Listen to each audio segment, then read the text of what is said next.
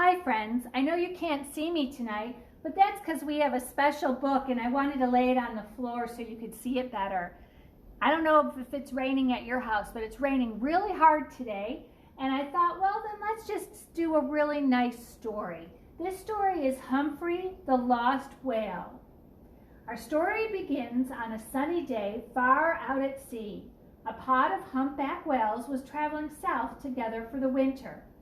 Humpback whales are magnificent creatures that sing beautiful songs to each other underwater. In the whole world, there are very few of them, so each one is quite special. And they are intelligent. Every winter they travel south, every summer they head north, and they have always known the way. But even whales can make mistakes. One whale named Humphrey made a big one. He turned away from his friends and wandered under the Golden Gate Bridge into San Francisco Bay. Everyone was surprised to see Humphrey in the bay. People don't get to see humpback whales very often because they usually stay in very deep waters. It was a special treat to see one so close to the city of San Francisco. Humphrey was a spectacular sight, as long as a city bus and as big as 7 elephants put together. He would come up to breathe, appearing as if by magic, and people would stop whatever they were doing to watch him. Then Humphrey did something that no whale had ever done. Instead of swimming back out to sea, he went the wrong way up the Sacramento River. The big river became smaller and smaller as Humphrey traveled upstream. He was looking for the ocean, but it was clear Humphrey was lost. Hundreds of people came to see Humphrey in the river. They would stare out at the water waiting for him to come up for air. Then with a big whoosh, his giant back would appear, and someone would shout, "There he is!" He was an amazing sight. But something was wrong. Whales are supposed to live in the salt water of the ocean, not in the fresh water of rivers. A whale would die if it stayed in fresh water too long. Humphrey was in trouble.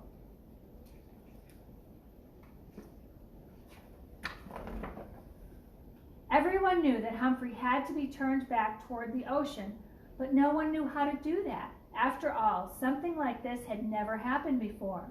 The farther Humphrey went, the more worried everyone became. They wondered whether he was getting anything to eat, whether he was getting sick, or whether he would beach himself in the river. One day, Humphrey squeezed under a tiny bridge. It was so small, no one could understand how he had done it. Now he was really in trouble. He was trapped.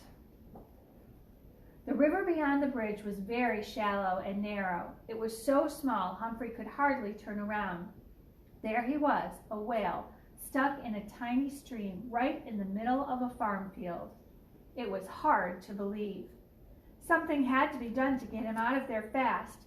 Humphrey looked sick. The scientists knew he would die if he didn't get back to the ocean. Time was running out. The people trying to save Humphrey would have to move fast. The scientists, Coast Guard officers, and many others got together to work out a plan to save him. They decided to bang long pipes together underwater and scare him back down the river. At the same time, they would play a recording that would broadcast underwater the sounds of whales eating. Maybe Humphrey would be so hungry and lonely he would swim toward the sound. It worked! Humphrey turned around and started swimming back down the river. Everyone was relieved, but the danger wasn't over yet. When Humphrey arrived at the little bridge, he stopped. He was afraid to go under it. He couldn't find a space big enough to go through.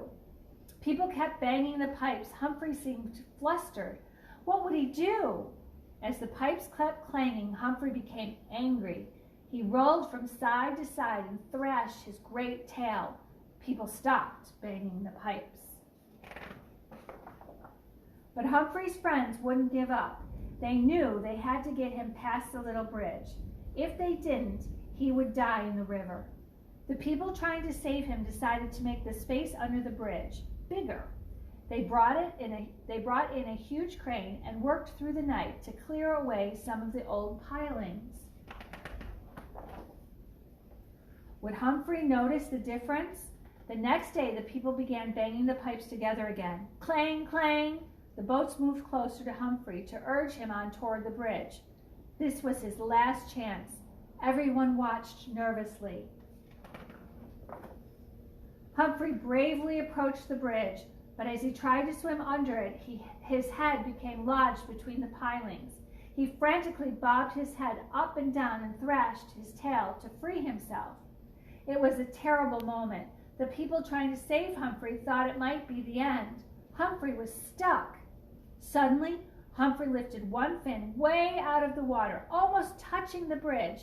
As he twisted his body, he broke free from the pilings and swam through to the other side.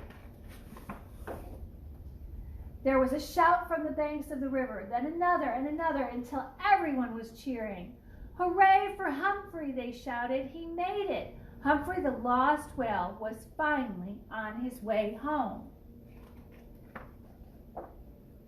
A whole flotilla of boats and the clanging of pipes behind him helped Humphrey find his way down the river. Finally, Humphrey arrived at San Francisco Bay. Humphrey spent one whole day happily swimming around the bay. He did tricks for the people gathered along the shore to see him one last time. They oohed when he slapped his tail, and they awed when he leaped into the air and belly flopped back into the water.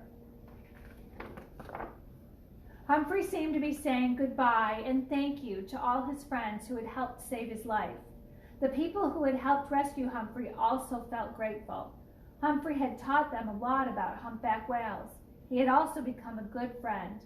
Many times during his ordeal, Humphrey could have simply flicked his tail and overturned boats carrying the people who were trying to help him, but he never did. He seemed to understand that they were his friends. Finally, in the late afternoon fog, Humphrey swam under the Golden Gate Bridge and back out to sea. Humphrey the whale had made it. He was finally home.